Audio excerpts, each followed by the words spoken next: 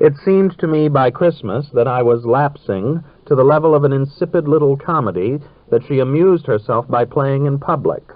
I was a kind of Cavaliere Servente out of someone's 18th century memoirs, in a perfectly wholesome America in which such things could not be real. Then she told me, without warning or compunction, at the grand finale of her season, a New Year's party that she and Ralph were giving in a friend's apartment, that she was going the next week to St. Augustine with her constant friend Edna Forbes. Ralph would be away in the West on his big early trip of the year. "Oh, why not stay in town?" I pled. "What am I going to do without you?" "You can write me," she said, smiling. And when she went, I was faced by a blank. I did not have enough money to follow her, and I had just had a letter from Joe that she was not coming back from the coast. She had declined to take alimony from her husband, and now she had lost half her investments in the catastrophic stock market crash. She had a home in California with an uncle whose pampered favorite she was, and she could not afford to come east. Our relation, though jolly and enjoyable, had ceased to be particularly exciting, like the even California sunshine that so rapidly wears out its romance. But I had always had the comfortable assurance that she would be back with me the first of the year. I had not had to be desperate about Imogen. But now Joe and Imogen both had suddenly left me flat as the pavements of winter in the season that follows the holidays. In the country, I had always been braced by the conviction that I was digging in, and I had had the satisfaction of feeling that I was burning through the dull season, that the brain of a man was alive while the beasts were asleep and the earth was dead. But in town, the damp thickens the smoke, the traffic seems marking time, and people spit in the subway stations. The only things that were fresh in the streets were the headlines, new words on the newsstands, and most of these announced dismal events. I took to walking in the evenings on 14th Street, which had a certain animation and variety. I got to like the big-hipped, cat-faced women of the photographs shown as lures out in front of the 14th Street burlesque show, the announcements of moving picture palaces bejeweled with paste-bright lights, the little music shops that sold big brass band instruments and Slavic and Balkan records and had radios that blared into the street. The Fields restaurant window with the white-aproned girl, blue livid under a mercury tube, making pancakes on a hot metal slab. The young women on the pavements, some of them pretty, Italian or Jewish or whatever, stopping to look in at the displays in the windows of the dress and shoe shops. It seemed to me that American manufacturing was making possible for all classes of the people an almost uniform standard of smartness. I remembered having been surprised when Joe, who always looked so well, had told me about buying cheap dresses at this very department store on the corner, which was always proclaiming sales. But now I saw that these working-class girls were able to buy, at very low prices, well-designed turbans and sandals, which to me were absolutely indistinguishable from the ones worn by ladies uptown. What a shocking injustice it was that they would now not be able to buy them, that the garment workers and shoe workers who made these things should be picketing these very streets in the demand for a minimum to live on. I had always seen the fallacies of capitalism, and now, moved perhaps at once by self-pity and by self-disgust, I had a vision of the economic system as a pitiful and disgusting fiasco. In the restlessness of my after-dinner boredom, I began looking in on the dance halls. The first one I visited was desolating and soon drove me out again. Sparse couples, uninterested hostesses, and elderly, stolid men were shuffling or revolving to monotonous music under lighting that was glamourless and garish. I wondered whether they were all like that, or whether there mightn't be gayer places. Was this the type of the popular recreation that a city like New York had to offer? I decided to give purpose to my outings by making a little sociological survey. And I started at what I took to be the top, a much-publicized dance hall in the theater district, which occupied a whole floor of a corner building. It was open on two sides to the town, and seemed quite wholesome, lively, and bright. There were young men who brought their girls there to dance, as well as lonely ones who danced with the hostesses. These hostesses were all quite presentable, and most of them had good, quiet manners. They were forbidden to make dates on the premises, and a very firm effort was exerted to keep the place up to a decent standard. The next evening I returned to 14th Street and tried a place called the Tango Casino that had always impressed me from the pavement as the jazziest and the toughest of these downtown resorts. It was situated on the second floor and displayed, besides a strung-out electric sign, a crude picture painted by hand of a man and a woman dancing. From its windows, when they were open, there splashed down the jangling, unflagging music of a headlong and demoniac dance band. I climbed the dirty marble steps, steep and grim as a staircase of hell, and bought a long strip of tickets at the brisk little window at the top. Inside I found a dark and cramped box, which, in comparison with the other two places, had a certain vulgar mystery and richness, a concentrated atmosphere of violence. There was a small dance floor, crowded with couples and hedged with waiting men, which was constantly being blacked out and suffused with purple or blue, while the energetic Negro band played such tunes as 3 o'clock in the morning, Valencia, and My Blue Heaven. I soon found myself adhering to a chunky little wench who had heavy mascara on her lashes and who told me I was a very good dancer. She proceeded with even more importunity than the girls usually showed in these places to remind me, by an enthusiastic reference to the size of her last partner's tip, that a present was always expected. She pressed the lower part of her body and her thick round knee against me, and she tended to make me keep her in corners, stuck tight to her and slowly turning, which was what she evidently thought I wanted. It was hard to get away from a partner till your tickets were all used up, but I finally gave her $1 and left her. I then retreated to a blue-carpeted lounge, which had bulgingly upholstered blue chairs and heavily pink-shaded lamps, and ordered one of the flat ginger ales that they were selling as setups for drinks. I looked the girls over there, and liked none of them, and finally returned to the floor with the purpose of using up my last tickets. This time I held out against the hostesses, who came after me like the pigeons at St. Patrick's. There was a market here, I had found. Men lined up for the best-looking girls. I watched a pretty little one that I liked, and I waited through half a dozen dances till her partner at last left her. She was slim and rather pale, and had reddish hair, and was wearing a blue dress. I was struck by her complete unconcern. Instead of coming to meet me with alacrity the moment she saw me advancing, she stood without catching my eye. When I spoke to her, she said simply, "You want this one?" and did not even smile. I noticed that she was not made up, did not seem to have put on even lipstick, where the other girls heavily depended on their artificial mouths and lashes in the peachy artificial light.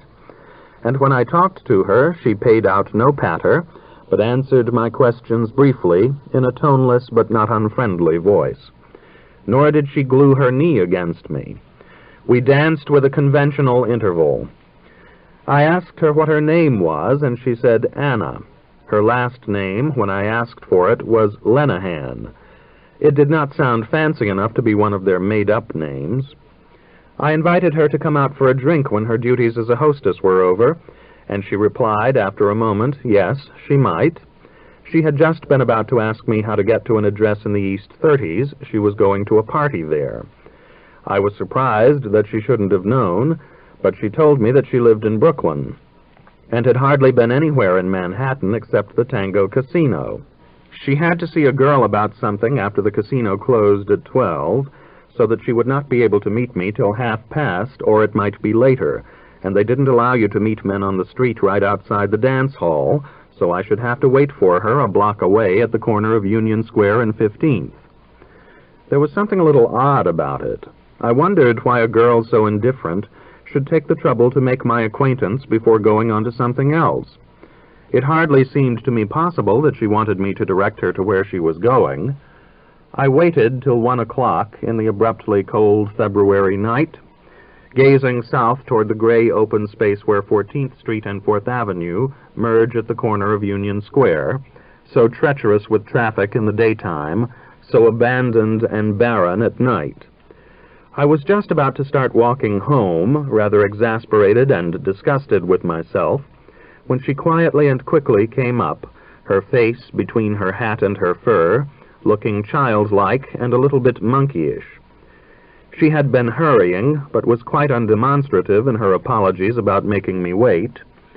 I took her to my rooms in a taxi, and she sat in the big armchair and had 2 cigarettes and 1 drink. "I'm all excited," she said. She was serious and almost white. "I'm going to a party that's being given at the Grover, and I've never been in a hotel before. You must think I'm drunk," she said, when I asked her whether she really never had. I believed her, though. She did not seem to care about making an impression on me.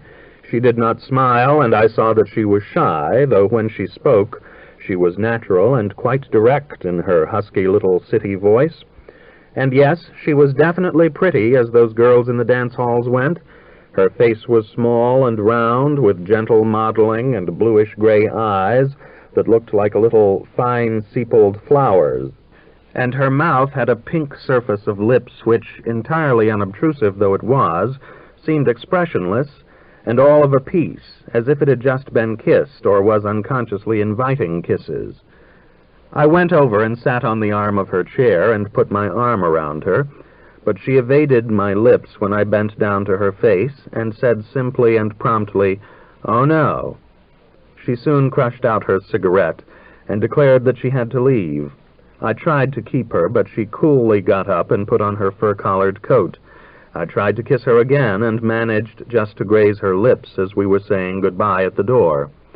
I sent her off to her address in a taxi, which was evidently a luxury for her. She protested about the expense. She promised to call me up, but didn't, and I looked in on the dance hall again.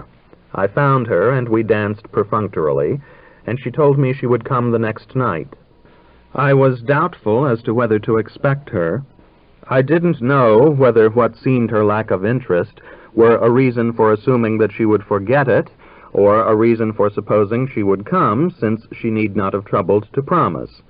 Yet I found that the chance of her coming had the effect of stirring up my energies to grapple with my aesthetic problems.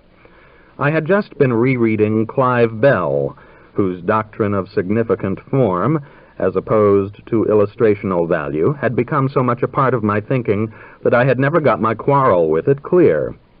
But I saw now how impossible it was for me to accept his Platonic idealism, which made art represent a reality independent of the vicissitudes of life.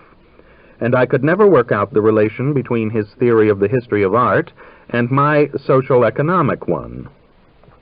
For Clive Bell, the school of painting that began with Cézanne was the herald of a great rebirth. To me, it seemed already to reflect the human decadence and the mechanical tyranny of a dying social system. Though I admired many abstract paintings, I tended to find in them the savage self-loathing, the helpless splintering, the self-immolation of urban man in the modern world. And I was telling myself tonight that if I were myself an artist, I should want to leave explicit in any painting of Anna some evidence of her tarnished prettiness. She did turn up, as before, very late. That evening I made her sit on the daybed, and presently she lay in my arms, and I discovered that she was wearing bloomers. "Oh, don't do that," she said. "What do you want me to do?" "Just love me." I thought of how Imogen had said, "Just kiss me," and I felt for a moment a flicker of fear lest this and the impenetrable bloomers might portend another frustration. But what Anna meant by being loved was something that went a good deal further than anything that had been possible with Imogen. She closed her eyes and became very hot and seemed to lose herself. She evidently did want a lover. But I never got beyond her bloomers, and at last she sat up, flushed, and looked away. "Give me a cigarette," she said. She promised to call me up at 6 in the afternoon on a day when I knew I should be home to answer. She failed to do so, to my irritation, but did call me 2 mornings later. "I'll explain everything," she said, as if she were really concerned about not having kept her word. She had told me that she lived with her mother, who was a fur worker at a place in Manhattan, and she had to stay home and keep house. And when she appeared that evening, she insisted upon making it clear to me that she had had to go out to telephone, because she did not want the family to hear her. She told them, when she came to see me, that she had stayed out with her girlfriend Doris, and that she had had to be attending to the kitchen at the time when she was supposed to call me, because her mother had not come back yet, and that then the next day had been Sunday and everybody had been around, and she hadn't had a chance to go out. I could see that she was in earnest, and I was glad to believe her, though I felt that there was something left out. This time her bloomers came off. She lay perfectly quiet, with her eyes shut and her little stockinged feet. I did not try to make her go to bed, but only embraced her body through her old and rather wretched black dress, which, however, did not stifle my appetite with its stale smell of having been perspired in night after night at the dance hall. Nor did I mind the cheap odor of powder, nor her breath, which was flavored with garlic. Her mouth was tonight so responsive, it seemed to spread, become fleshy and wet, that I forgot about everything else. But it was very soon over. She remained there beside me with her eyes closed a long time. Then, "Give me a cigarette," she said, still with her eyelids dropped. She told me that she wore the bloomers to protect herself against the boys at the dancing school, who sometimes took her out after it closed. "When they touch your bare skin, they go wild," she said. "And then here I am in it with you." She was rather grave about it, but later I made her smile when I told her she was pretty with her color so high. It brought out the red in her hair. She had a little shy grin that gave her dimples. "I'm homely, don't kid me," she said, looking away again. She wouldn't take money when I offered her some as I was dropping her at the 14th Street subway, but said merely, "All right, good night," and slipped quickly out of the cab before I could kiss her goodbye. She came to see me quite often after that, though the intervals were sometimes long and our appointments rather uncertain. I noted all her visits in a diary, which I had made a point of keeping that winter, in an effort to intensify for myself my perceptions of the things about me and my consciousness of experience, which I had felt rather dimming in the country. And I can best present my glimpses of this period, which seemed to me unreal at the time, and which later I could hardly remember, so completely disconnected were they from everything else I was doing, through the entries I made at the time. I find them queerly sandwiched in between notes on exhibitions and readings, and sardonic observations on my social life. February 20th. Her soft little face with its tender skin and its shadows in the softened lighting, as she was sitting half upright on the daybed, her round and attractive legs stretching out from beneath the short skirt. Her pale blue dress, as she wore it, had a certain smartness of draping. She said she was skinny now. She used to be nice and plump. They didn't like her any more at the Tango Casino because she'd gotten so thin. She had to get up early the next morning to collect the tenant's rent, so that she could take her mother the money before her sister got a chance to collect it and keep some of it for herself. She lives with her mother and her stepfather. They rent a little house in Brooklyn and sublet most of the rooms. They have an awful time when people don't pay because it's so hard to get a dispossess notice. They make her do all the cooking, and at night she goes to work at the Tango Casino. She also has to sleep in the basement, and she's scared of that damn furnace they have. When the pressure goes way up, she's afraid it's going to blow up the house, and once she had to rush out and get a neighbor to fix it. Her mother is a Ukrainian, she says, and comes from some town near Lemberg. But her stepfather, with scorn, is a Russian. His name is Alexis, but they call him Fatty. He's a big, fat, awful-looking guy. We were measuring ourselves one day. We have a lot of fun when I'm not sore at him. and he's as big around the thigh as I am around the waist. 24. And my mother supports him. She gives him money. When I think of my mother living with him, when I go past the door of her room and see her cuddling up to him in bed, I could just go in and smack her. Honestly, it's an awful thing to say, but I'd rather have my mother dead than living with a guy like that. Passionate for so frail and quiet a girl. Blind kisses, nothing but those meeting mouths. February 26th. Tonight she arrived rather tense and strange, discouraged my kisses, and smoked cigarettes. "I want to tell you something," she said presently. She did not look at me. "I didn't want to tell you before." "What is it?" "I don't like to tell you." She had evidently braced herself for a difficult and humiliating confession, and I was sure she was about to reveal to me that she was a part-time prostitute. But when I pressed her to go on, she said solemnly, and as if it might end everything between us, "I'm married."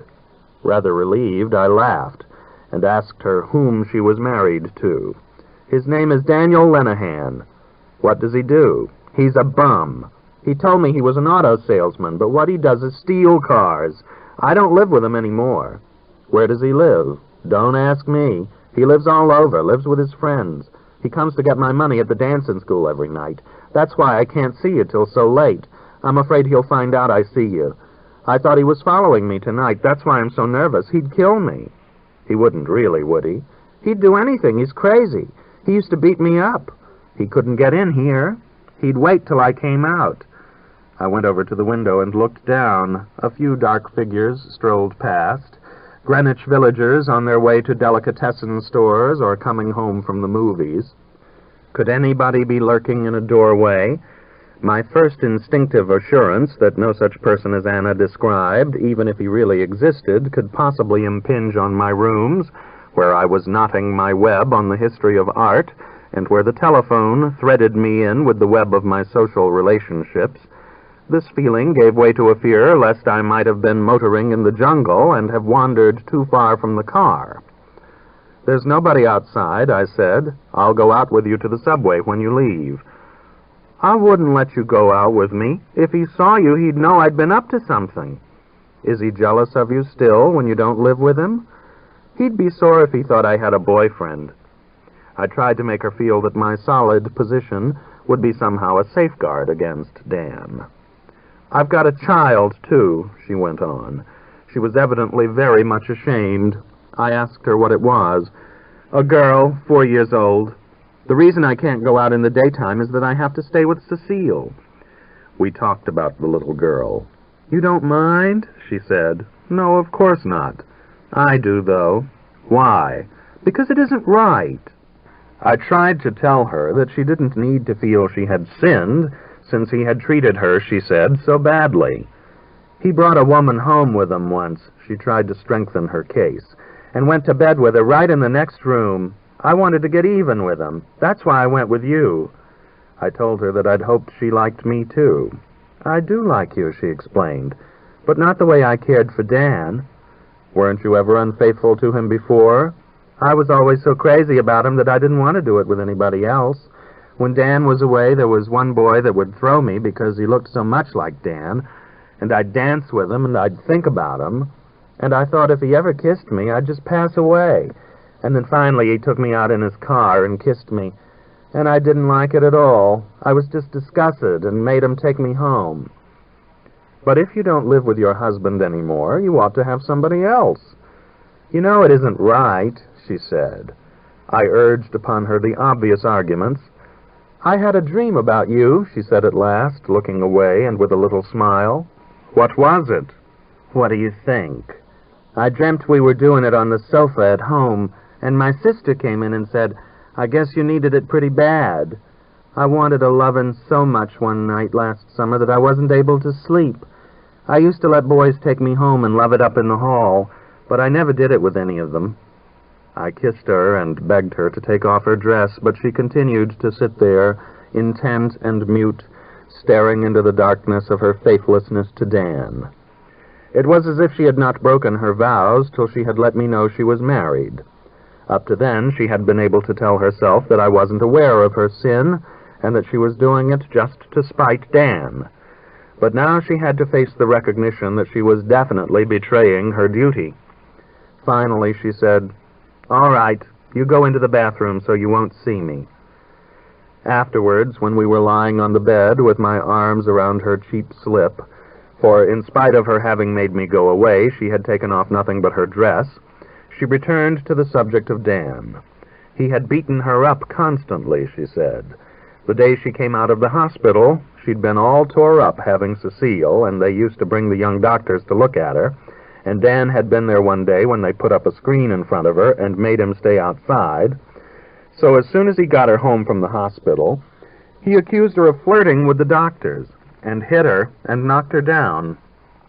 She told me this as if simply in wonder, and even laughed a little at the fantastic behavior of Dan. "He's crazy, I'm telling you," she said. "He'd take a cat, you know, and put it up on a wall and tie a string around its neck. And then, of course, it would jump, and it would hang itself, and he'd stand there and laugh. And he'd get up on the roof and try to jump and catch hold of the branch of this tree. He couldn't make it, but he'd go right back up and jump again and fall down and hurt himself again. And in the winter time, he'd roll off the roof into the snow. Oh, he's cuckoo, I'm telling you." She gave me this account of herself and Dan in such a matter-of-fact way that it did not occur to me till later that it followed a banal melodramatic scheme. It was like the old Apache dances, where the man threw the girl around, or some sob song of Mistanget's. March 3rd. She had borrowed a dress from Doris, her pal at the Tango Casino. You wouldn't think it cost $80, would you? That's transparent velvet, the latest thing. Black velvet skirt and a blouse, brass-patterned and deep-stained with rose, that matches her bronze-red hair. She rips open a package of cigarettes with a single slash of her thumbnail, splitting it down the middle. "I like it. I could be made love to forever."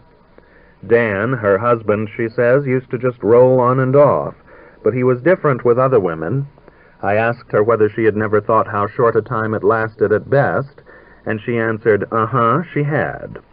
But just as she will never take a drink if I am looking in her direction, as a dog will not eat when watched, so she does not like me to look at her body. Dan had never seen her naked, and had never kissed her except on the mouth.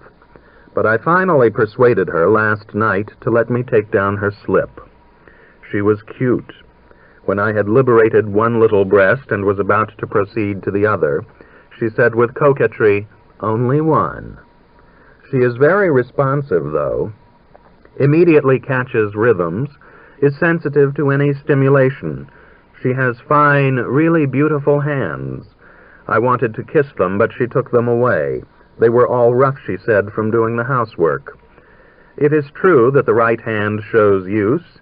The fingers are thicker, less tapering, and more strongly developed than those of the left, which are smooth, longish, well-shaped, and white. The wrist is also more slender and rounds slowly into the thickness of the forearm. Her left hand is always cleaner. She tells me that she once played the violin. She had got into the habit, in sleeping with Dan, as a gesture of affection and respect, of holding his penis in her hand. She said she couldn't go to sleep unless she did. She would curl up to fit my back and do this, but in the long run I found it uncomfortable. March 11th. I have put together a kind of biography out of several conversations with her. She was born down in the slums in Essex Street, I guess, 22 years ago. Her father had been an architect, she thought, but I assumed this was an exaggeration. He had died of TB soon after he and her mother had come to the States and had been buried in Potter's Field. Neither Anna nor her sister could remember him, and they had never seen a photograph of him. All their mother had ever told them was that their father had been very fond of them and had worried about them when he was dying. Her grandfather in Austria had kept some kind of store, and had had one of the finest houses in town. But he had somehow lost all his money. He had thought her mother was homely when his other daughters were so good-looking, and used to spit at her and drive her away from the table. and she had only married Anna's father in order to escape from her father. She hadn't wanted to have any children and had done everything she could to get rid of them, and Anna thought that that was the reason why her sister had turned out to be so terrible. I asked what was the matter with her sister. "She isn't quite bright or something. You'd never look at me again if you could see her. I think it's because my mother used to beat her. She used to hit her on the head something awful." Her mother had put Anna and her sister, when Anna was 2 years old, in a charity home up the Hudson. They had stayed there for 2 years, and it wasn't so nice, you know. The sisters used to spank them every night, and they would line them up every morning to see whether they'd wet their beds, and if they had, they'd put the wet sheets over their heads and make them stand there until they'd dried.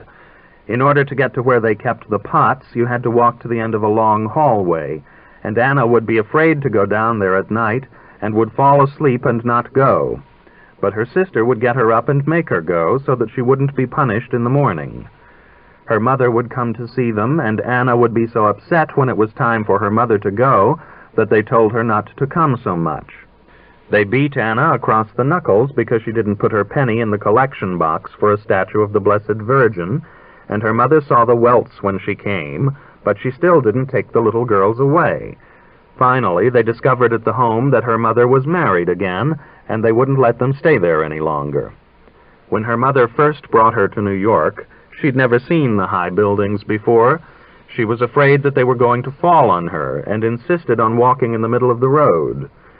She didn't remember this, but her mother had told her about it. Her mother had married the furrier she worked for, but later they had gotten divorced. Anna, after her years at the charity home, had had the impression that her stepfather was nice, but her mother had told her later that he never had liked the children and had accused her of spending too much money on them. He had torn up some photographs that her mother had taken of Anna, standing with her violin and wearing a white lace dress. She went to school for the next 8 years, but her stepfather and her mother, or her mother and her sister, would have a terrible quarrel every night, and she would go to sleep crying and praying, and would be thinking about it so much the next morning in school that she couldn't keep her mind on her work. Yet she evidently had the instinct to learn. She writes a very well-formed hand, never seems to misspell a word, and even knows how to use commas, though her grammar is the same as when she talks.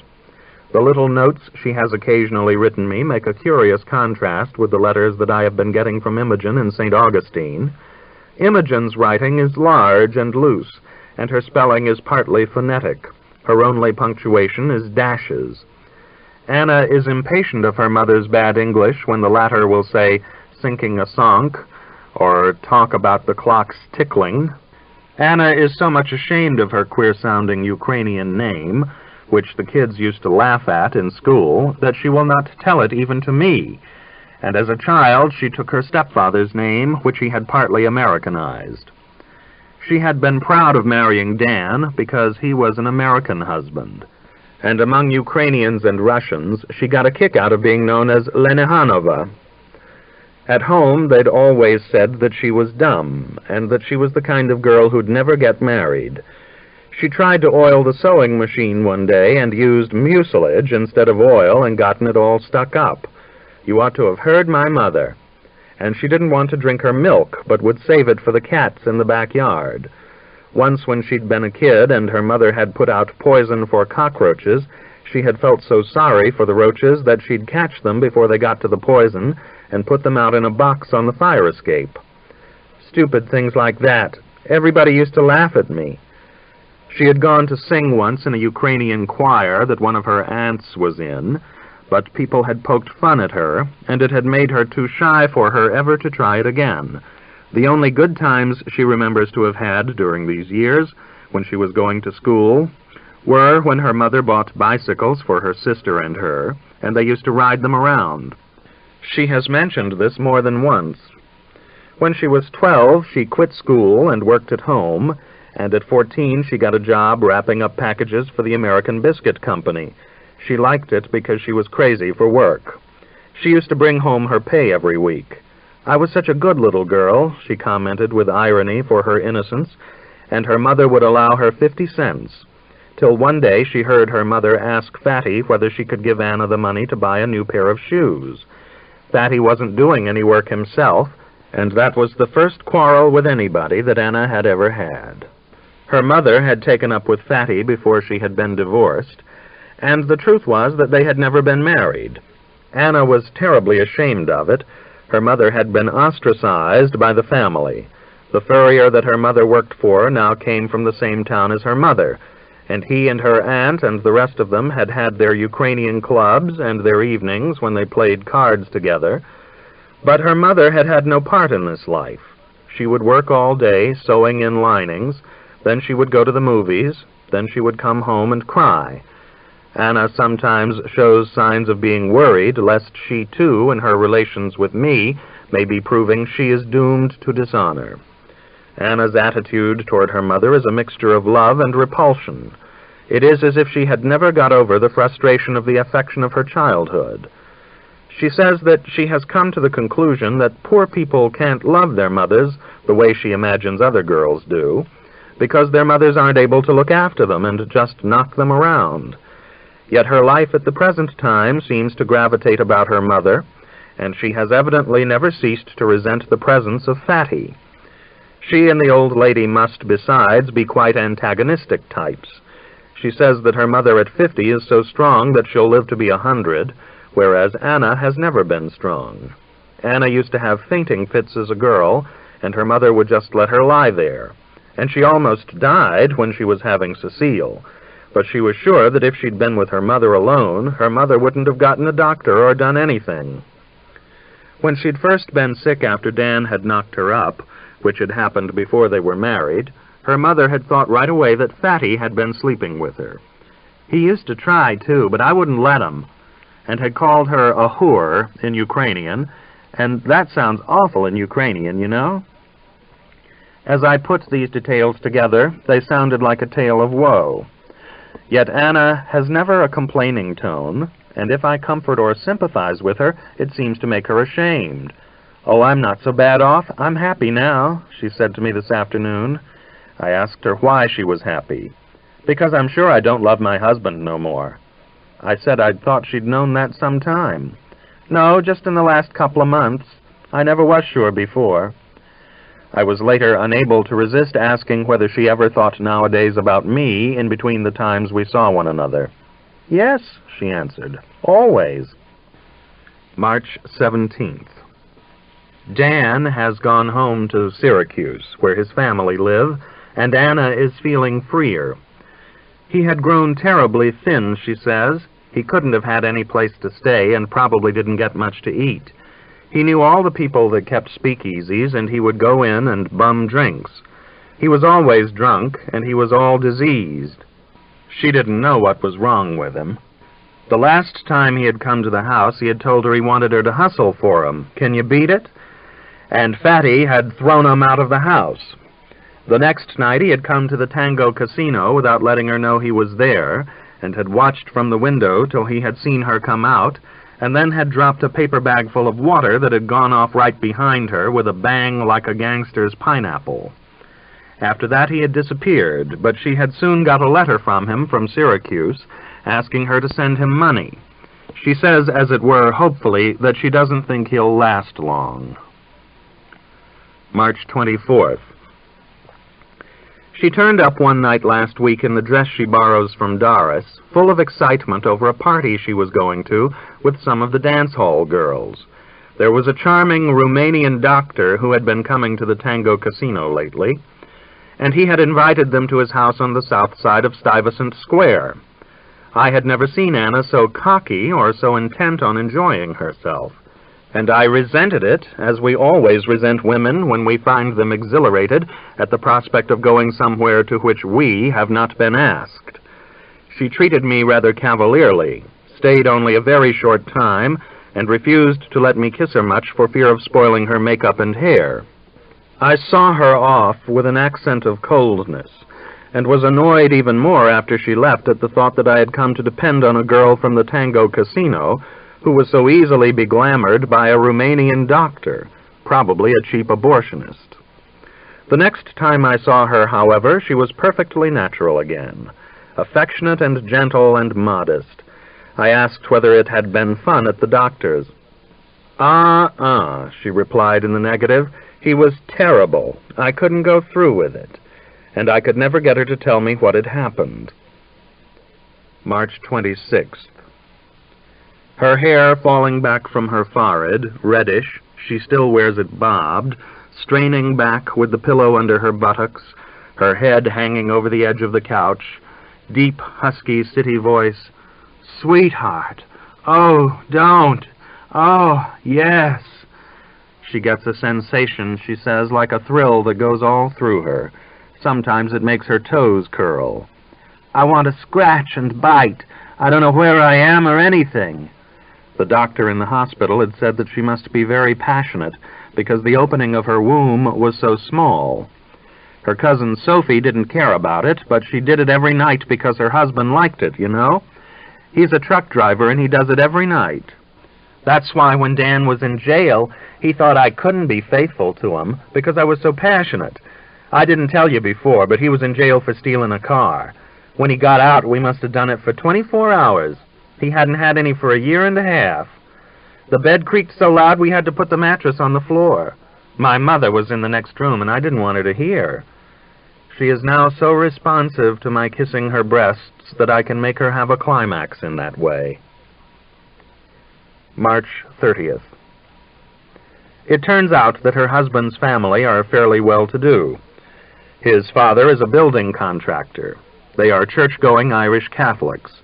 To Anna, they represent a stratum so far above her own that she has always approached them with awe, though they sound from her accounts of them, if anything, more awful than her own people.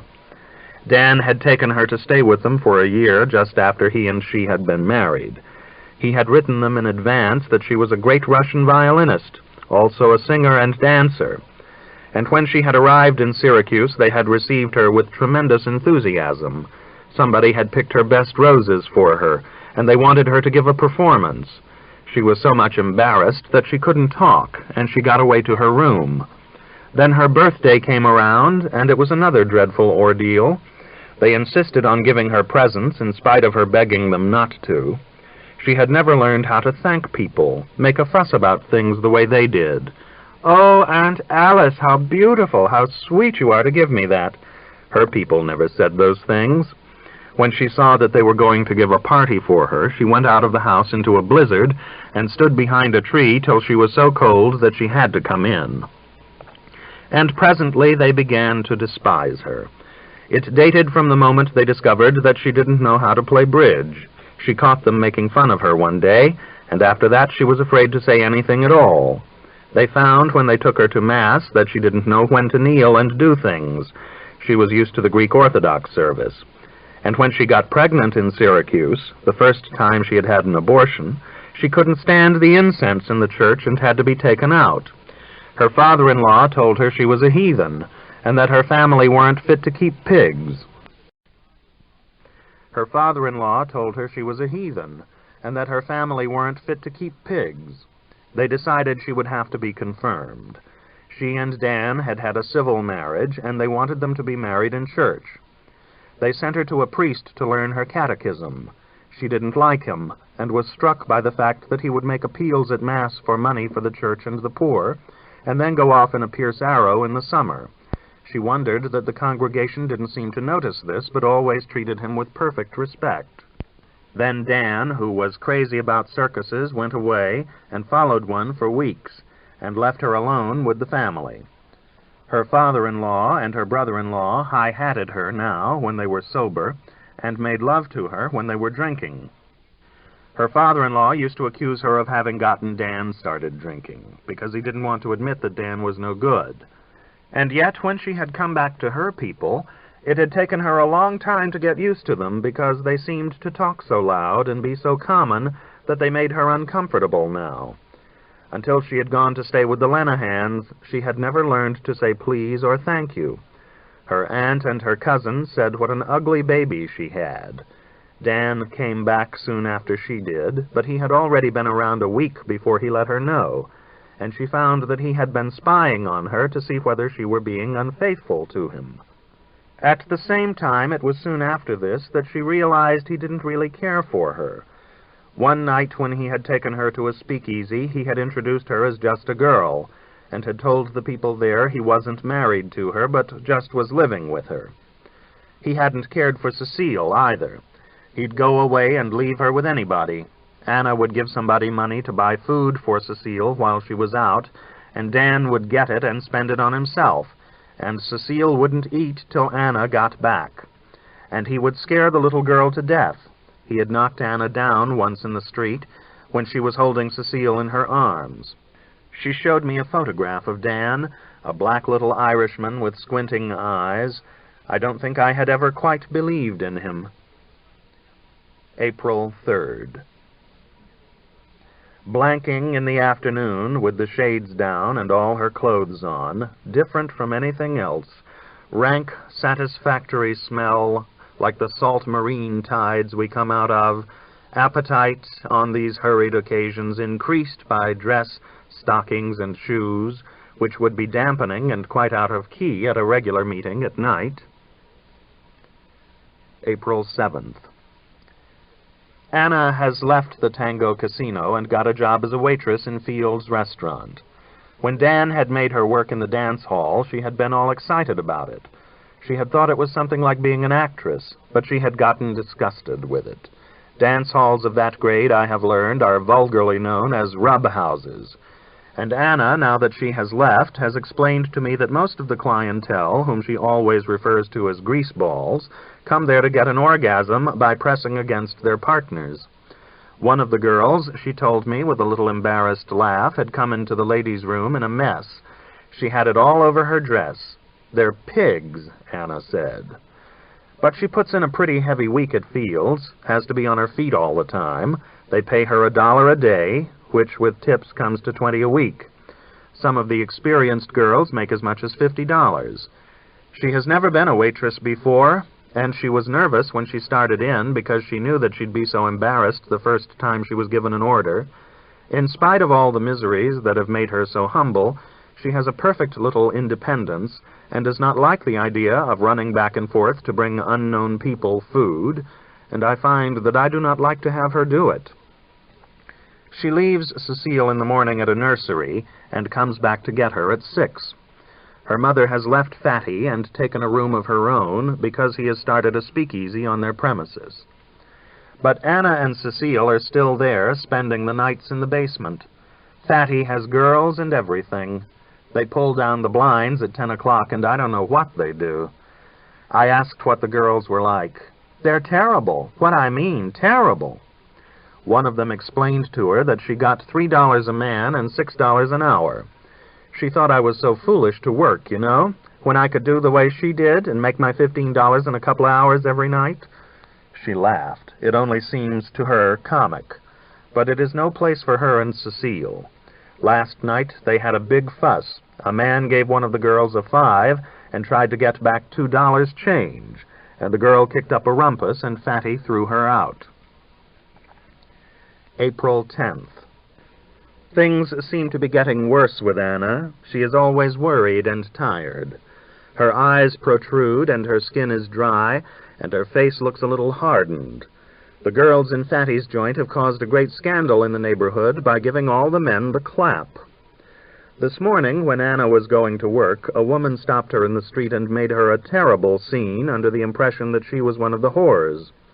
Her mother had told her to move out. But I found, under her dullish and shabby clothes, the slim and white beauty of her body — she is now willing to have me see her nude — and her thirst for love revived as she held her mouth under mine for the pleasure of kiss after kiss, or lovingly detained my tongue. The comfortable yet magic feeling of the fusion of intimate moistures when you lie still for a few moments together, human sub-superhuman. Her darling dark velvety eyes as instinctive in these moments as an animal's, as naked and unthinking as her body. April 13th. A crisis at Fatty's Speakeasy. He is in wrong with the local gangsters. He'd throw them out when they got drunk and noisy. He's strong, you know, and he handles them rough. So one night about 10, when Anna and Cecile were asleep, 3 men came to the door and stuck up the boy who opened it. Fatty heard them say, "Stick 'em up," and opened the window and called for the police, and then lay down flat on the floor. The room was dark, and when the men came in, they must have thought the big rubber plant was Fatty, because they shot at it 3 times. The bullets went through the glass and in through the open windows of the woman across the street, and could have killed her. And the police told them that they would have to get out of that neighborhood. Cecile had been so scared that for days she had always cried when Anna had had to leave her. April 18th. Anna has just had a telegram from Dan in Syracuse telling her to come on at once. He has a blood clot on the brain and is dying. She has called up to let me know that she is leaving right away tonight. There are certain kinds of common disasters which, proverbial though they may have become, do not seem to have any actuality as sinister possibilities for ourselves. Railroad accidents and foreclosed mortgages are examples of what I mean. When they happen, we are reluctant to recognize them. And when we have been forced to, we are shocked and indignant. Gonorrhea is one of these. It was with horror that I found out what was wrong with me just as Imogen was coming back. Ralph had gone to meet her in the South on his way back from his Western trip, so she had stayed away another month. If she had only come back sooner, I thought I might have been made ashamed of Anna, of my sordid love affair. How wretched the whole thing now seemed, and I brooded on Anna in bitter doubt. Had she been working in Fatty's joint? Had she been going with other men all the time? There were those parties she had been taken to by Doris, and I had always had doubts of Doris. True, as my doctor told me, she might have caught it long ago from Dan, and have had it and never been aware of it.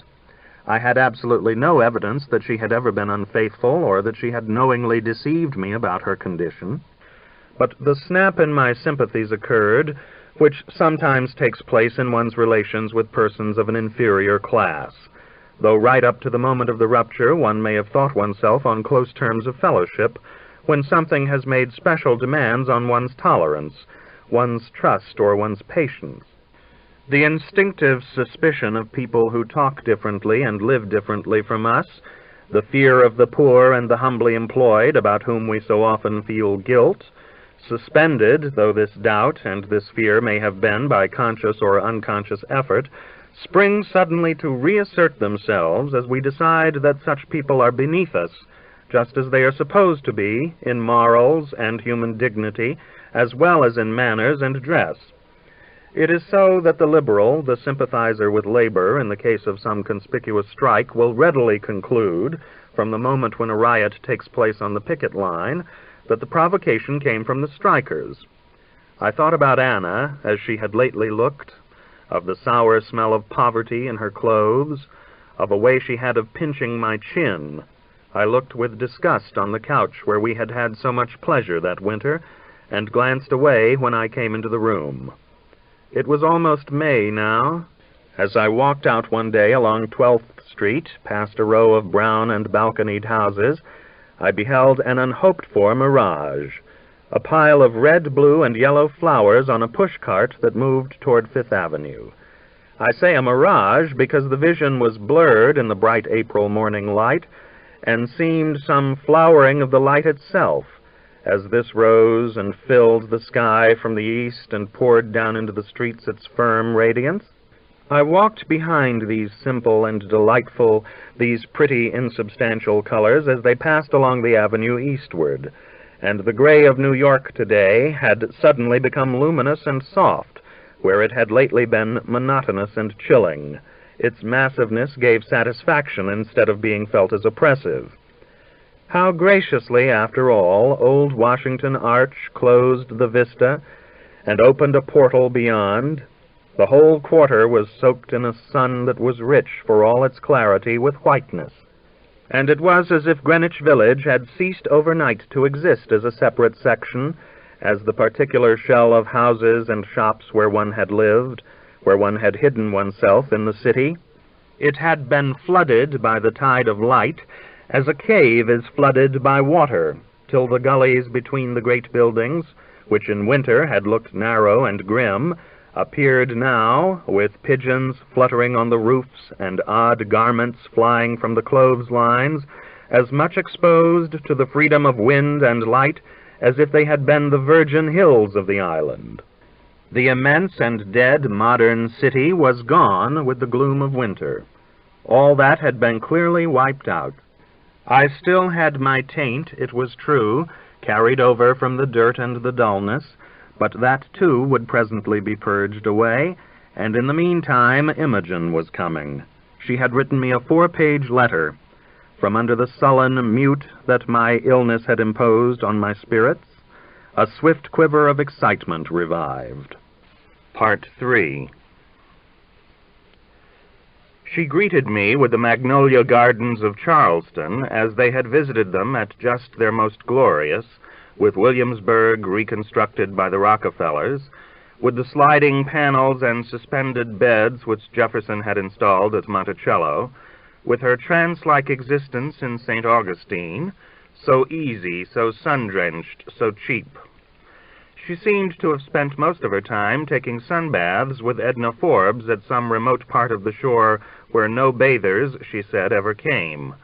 I had the feeling that she wanted to make me envious, and that at the same time she was trying to persuade herself that she had enjoyed all this more than she had, that she had come to be conscious in my presence of the deadly second-rateness of her life. They stayed on in New York into May before going out to their house in the country, and I dined with her alone one night when Ralph had to take to the theater some newspaper editors from the West.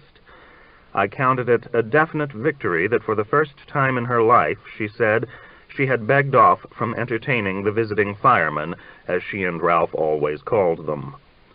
I knew from having seen her with such people that she rather enjoyed dazzling and charming them with her queenliness, her graciousness, and her clothes, but she now let me understand, by touches distinctly scornful, that she thought the whole thing rather crass.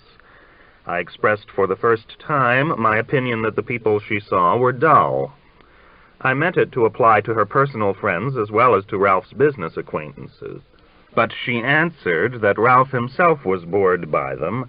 It was hard for him to pretend to be one of them, that what he really liked was reading and seeing the world, and that he was a marvelous traveling companion. "Isn't he rather conventional?" I wickedly asked. She denied it, insisting that he was wonderful at mixing with all kinds of people. He had sat around in cabins in Kentucky, drinking white mule with the mountaineers. I pressed my advantage. But in general, I said, you just go to all the best hotels, you look up all the points of interest, and then you buy a few appropriate objects, and you take them back and have them around in Hecate County.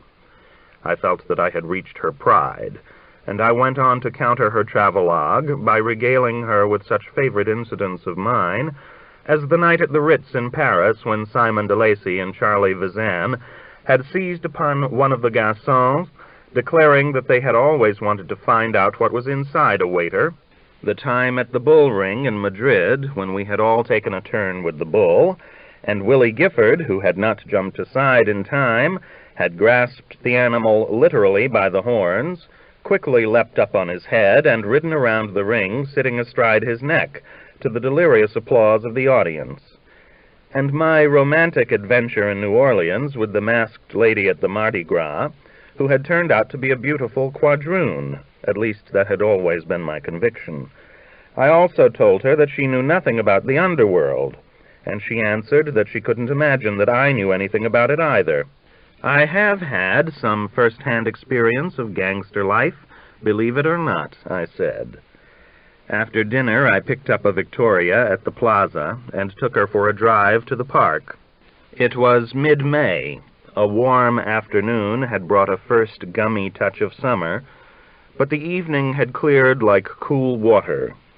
It was neither too hot nor too cold, and my enchantment with Imogen of the summer before came to meet me like a rapturous dream that one knows one has somehow deserved.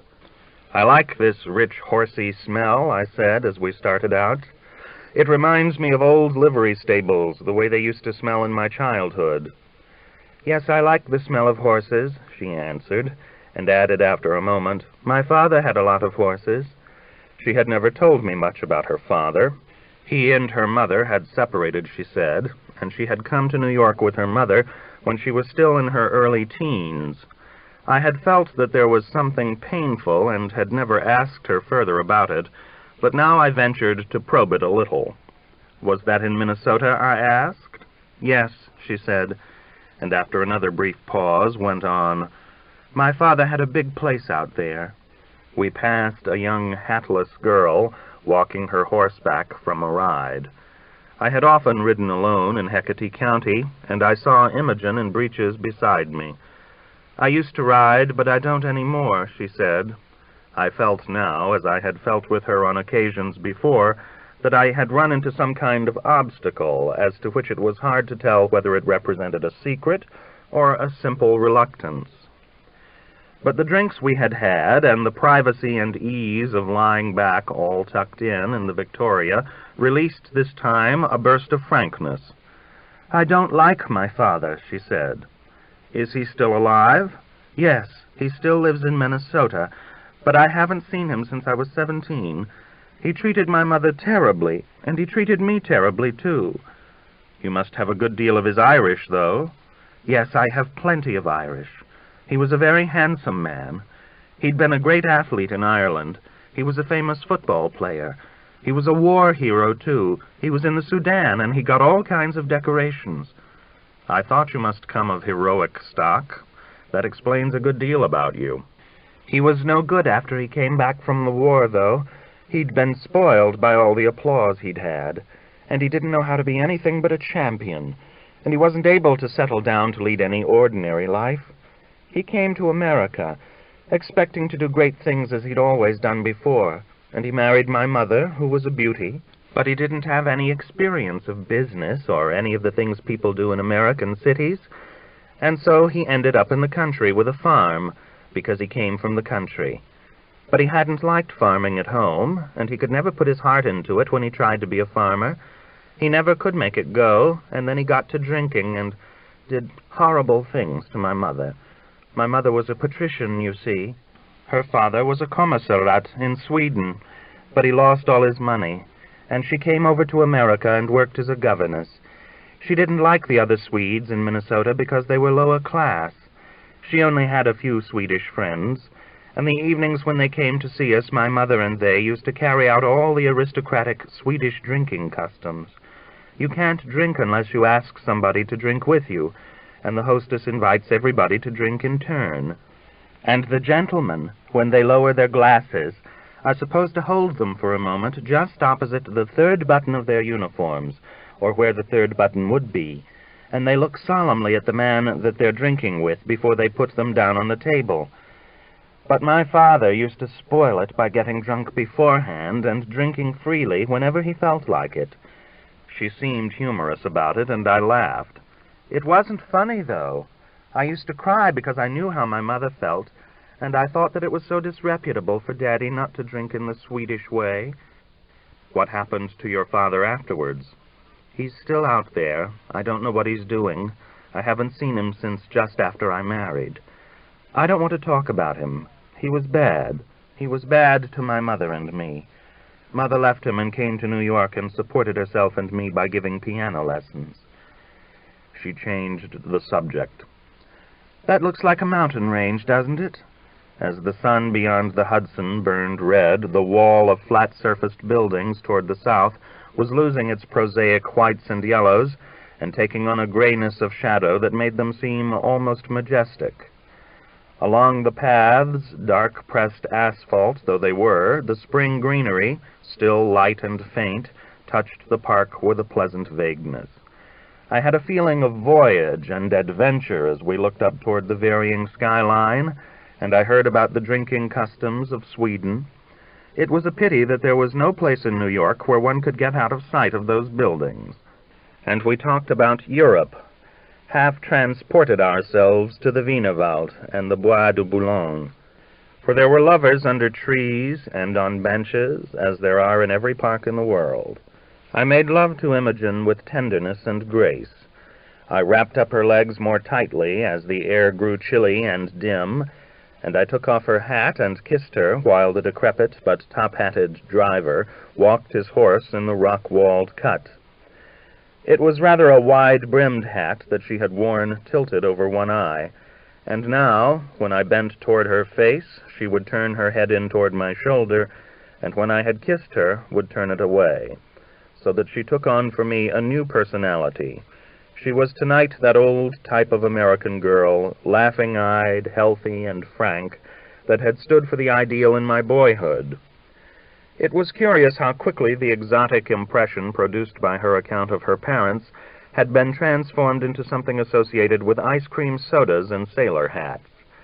The memories she had been telling me of her girlhood had stirred me to try to imagine what she must have been like at that time, and it was as if she had taken my cues to play up to a role I projected. If only we had known each other earlier, I said, as we came out from the cut, after some moments of abortive silence, and with our hands still clasped under the carriage robe. You know, you're the only woman that I've ever really wanted to marry. She sighed. It might have been nice. You know it would have been wonderful, don't you? She looked up at me from under her shaded lids that were languorous from my kisses, and gave me an inebriating, love-bemused and longing, solemn look. Then she dropped her eyes again. Sometimes I think it would have been, yes. I'm still just as much obsessed by you, I said. Her answer was a quiet avowal, such as I had never won from her before. I'm glad you're going to be in the country this summer. My life is rather dull in some ways.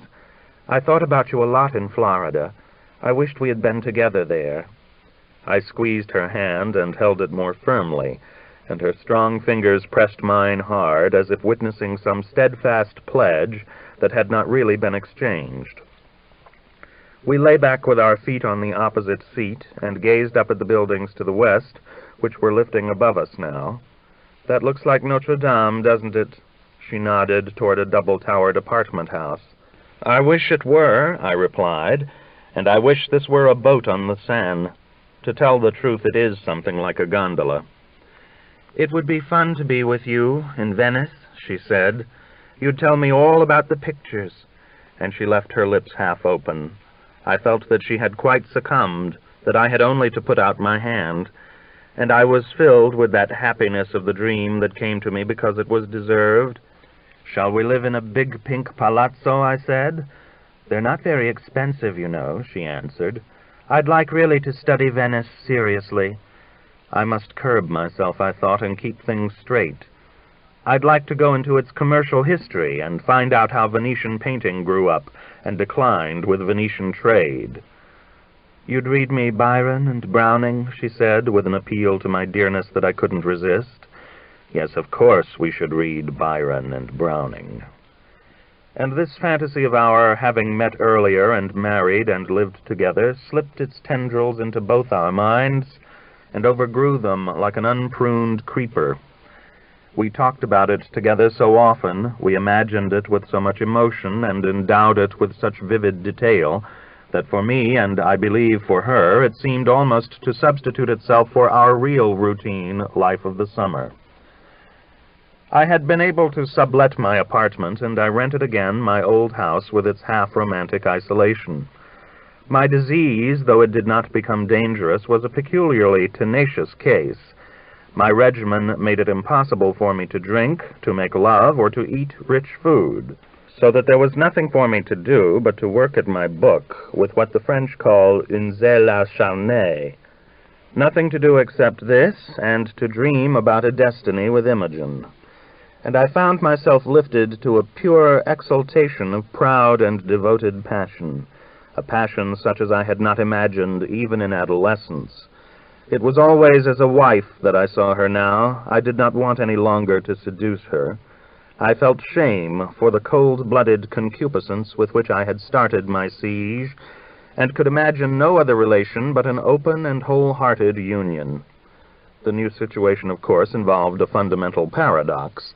Though she was always right there within reach, though she often talked the language of love, I could not, both because of my malady and because of my moral position, really have her by putting out my hand as I had felt I could do in the park.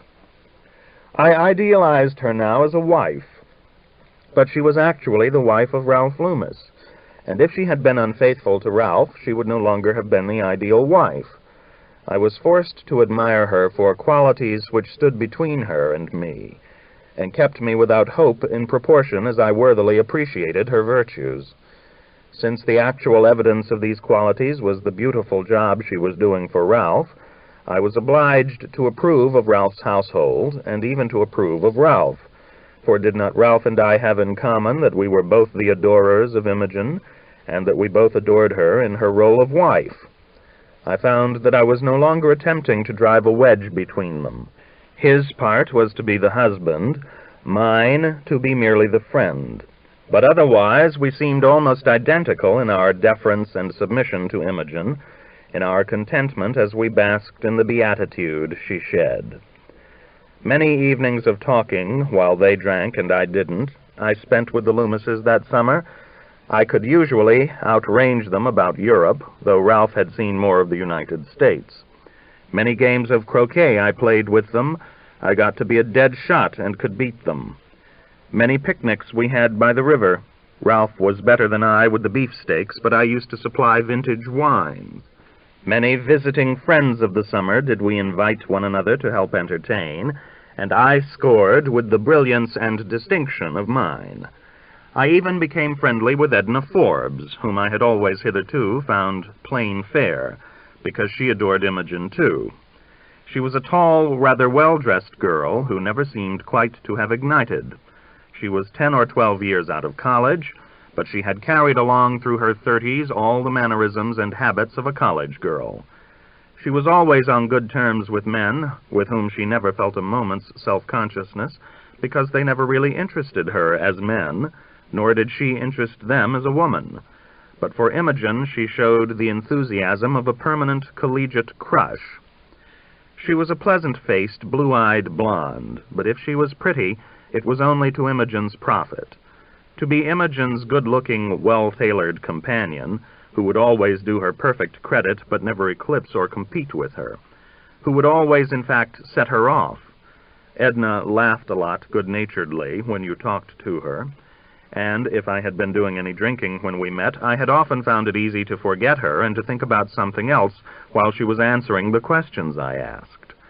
But now I did not have this resource, and after a phase of mild exasperation, when I listened to the things she said, I began to probe her, stimulate her, work up conversations with her. And I had finally reached the point of telling Imogen that I thought she was awfully bright, and that her comments on people were penetrating. These bright comments, I realized, were just the kind of thing that Edna and Imogen talked. They gossiped about the people they knew like college girls discussing their classmates. Edna claimed certain days of Imogen's, and I had rather resented this at first, but I presently came to feel that Edna's claims did not conflict with mine, so I ceased to be jealous of her. Edna was not jealous of me because it seemed to her obviously right that people should admire Imogen. She accepted me as a personage at Imogen's court, and she never feared any evil because she knew that my relations with the sovereign were as innocent as her own.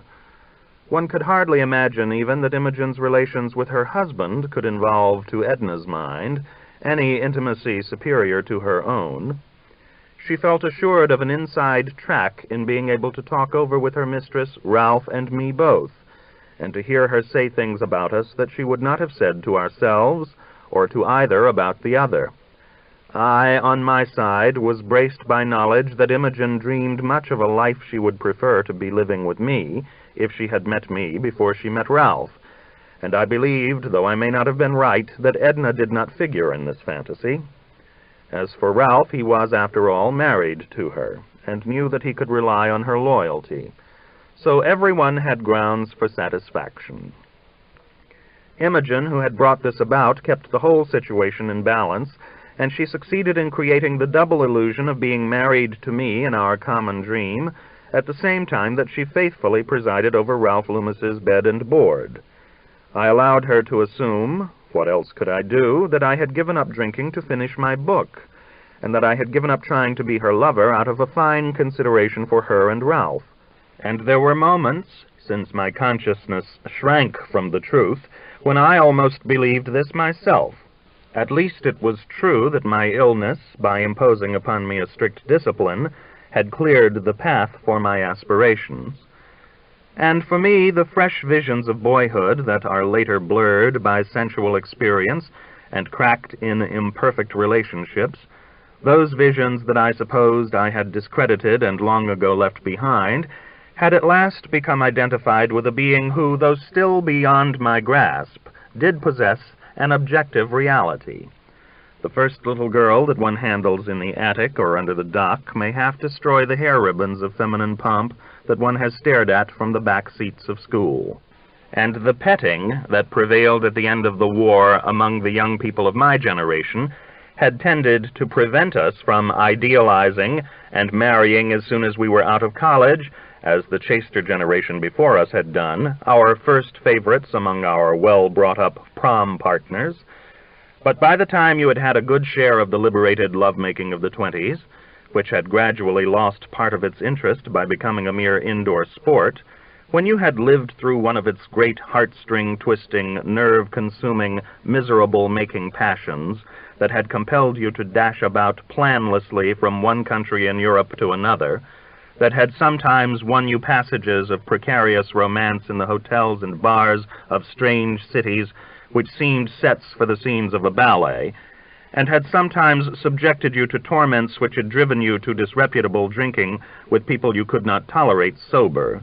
When you had finally waked up one afternoon with bruises of which you could not remember the cause, with a drink-swollen double hotel bill and a depleted book of traveler's checks, you had come to feel a treacherous cheapness in the lively beloved object who had just hurtled off to Vienna with a second-rate newspaper man, and you had begun to remember a world in which the women made the basis of the family, gave their value to the proprieties and conventions, and let the men do most of the drinking.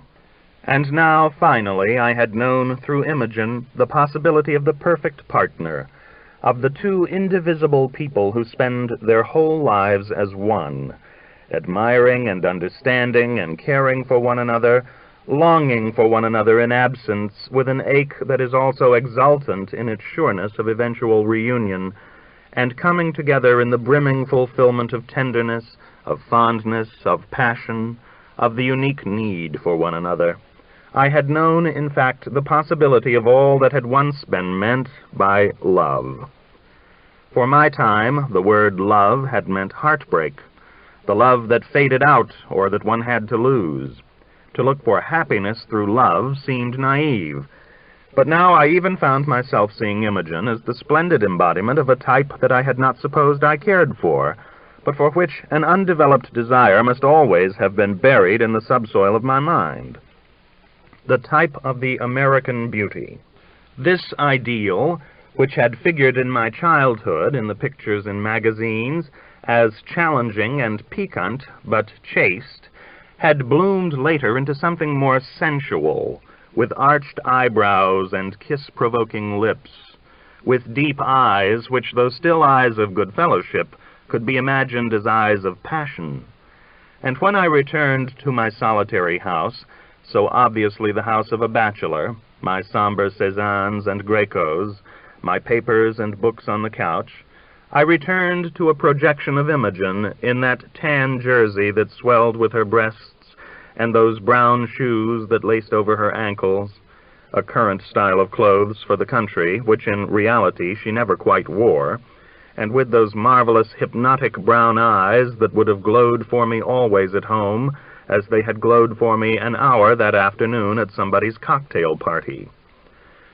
On my trips to see the doctor in New York, it was Imogen in a smart city costume that I saw myself meeting for dinner and telling my adventures with paintings, while she listened with the sympathy and interest which in reality her impulse to talk of her own doings had always, because, as I told myself, our lives had never actually merged, prevented her from quite showing.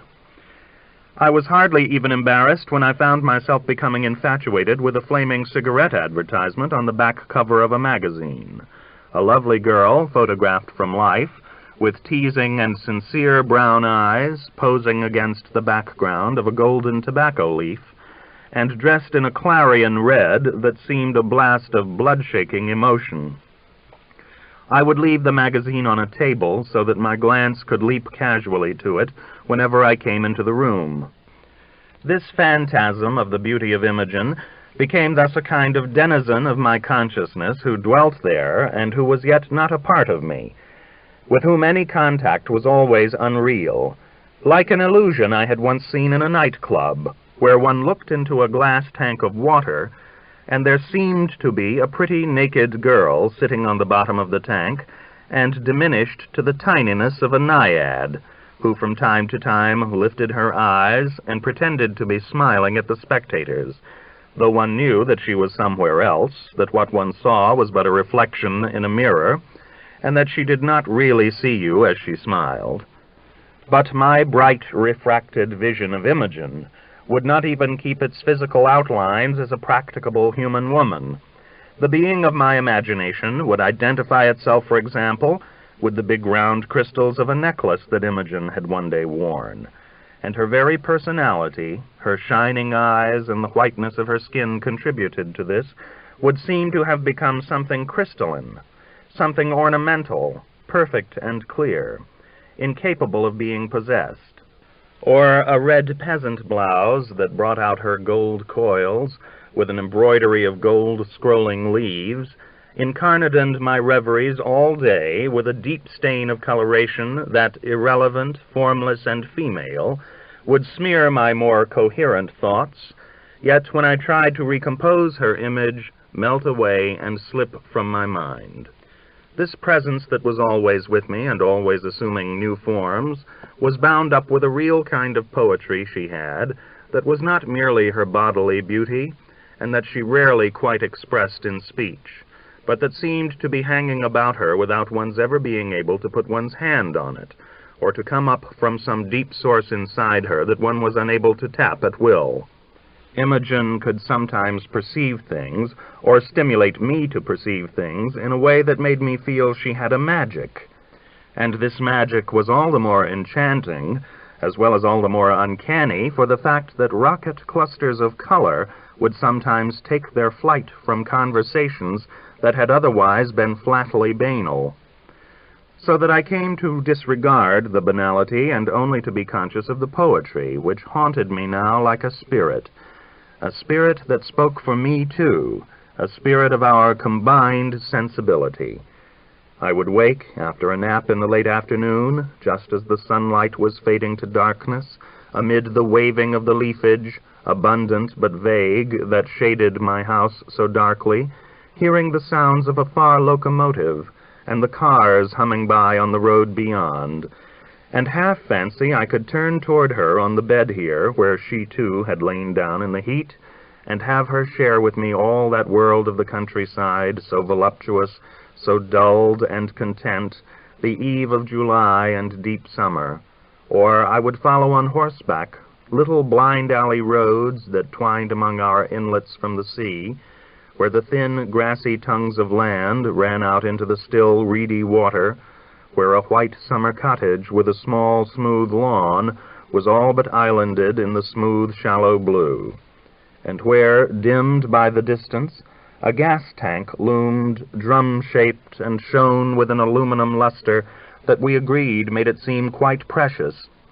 I would stand and sniff in the rank marsh and watch the water birds that flew flappingly and dangled their legs, and I would see ourselves living in that cottage where we had just bought the children a croquet set and were playing an hilarious game, trying not to drive the balls into the water, or when one of our bright Sundays had been spoiled by a gray remote rainstorm that threatened all day, so that we had to give up our picnic, and it had grown at last too dark to read, and I had taken up the awnings and lain down for a nap as I heard the rain suddenly falling. I would rouse to an evening so lucid that we seemed, as she said, to be placed in the hollow of a great green and yellow melon. I opened the window, and we stood by it, and felt on our sweaty cheeks the delicious, fresh, ice-cold air. And afterwards we went into the garden, where the rose bushes held drops of rain, and the spare towering locust trees were stirring their fronds in a little wind. And we breathed the rich August air that had a smell, as we said, like chestnuts, and looked up at the white full moon, so perfect, so cool, and so new, and at the smoke-gray clouds in the west that moved against a darker ash-gray, all those delicate things that I could not paint, that would be hidden in my unexpressed consciousness and lost with the drift of experience, if it would not be for Imogen. Or I would amble on my horse in September through the side roads between big estates, the high hedges and wattled fences and low walls and well-valeted trees, traversing the carpet-like shade and the deep golden strips of the autumn sun, and remember the summers we had spent, consuming them all to the full, wasting neither sun nor rain, night nor day, monotony nor entertainment, beyond the long voyages in foreign lands. These summers, when we went to Europe, had on Imogen a special hold. The actual summer in Hecate County, which I could sometimes imagine she was spending with me, she was spending, after all, with Ralph. She would see us in India, in Switzerland, on the Great Barrier Reef in Australia, anywhere she had just happened to hear of. And there were times when I could tempt her to dare to pretend that instead of being properly married, we had finally run away together, and that people mustn't know who we were. But at last there came a summer that we spent, drinking dreadful martinis at a roadhouse, in a castle in the south of Ireland.